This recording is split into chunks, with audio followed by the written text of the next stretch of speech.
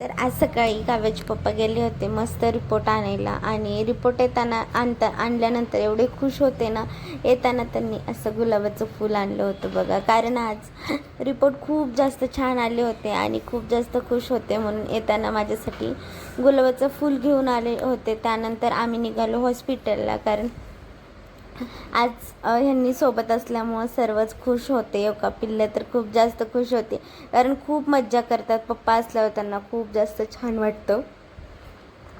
नवीन असाल तर माझ्या चॅनलला नक्की सबस्क्राईब करा. आता तोंडही म्हणजे जे सुजलेलं आहे थोडंसं कमी होत आहे बघा.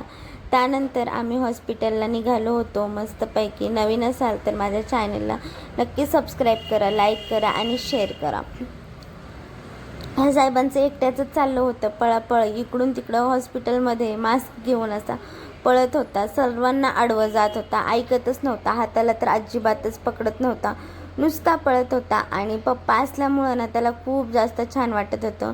आणि पप्पा नसले ना एका कोपऱ्यामध्ये बसतो, नाहीतर मग मम्मा उचलून घे असं म्हणत असतो. असा तर अजिबातच चालत नाही. आज आता पप्पा सोबत आहेत तर असा एकदम मस्त असा पळत होता.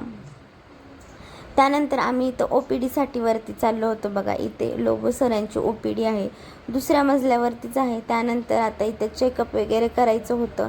नवीन असाल तर माझ्या चॅनलला नक्की सबस्क्राईब करा, मी परत सांगते आहे. त्यानंतर इथं आम्ही पोचलो OPDमध्ये, डॉक्टरांना वगैरे दाखवलं आणि घरी आल्यानंतर मस्तपैकी असे उत्तप्पा बनवला होता. हा रव्यापासून बनवलेला उत्तप्पा होता बघा, कारण खूप जास्त भूक लागली होती. त्यामुळं घरी आल्यानंतर असा मी उत्तप्पा बनवला, थोडासा रवा वगैरे टाकून. तुम्हाला रेसिपी हवी असेल तर नक्की सांगा. चला तर ओके, बाय, भेटू नेक्स्ट ब्लॉगमध्ये. तोपर्यंत बाय. आणि माझे डेलीचे व्लॉग तुम्हाला कसे वाटतात ते कमेंट बॉक्समध्ये नक्की सांगा.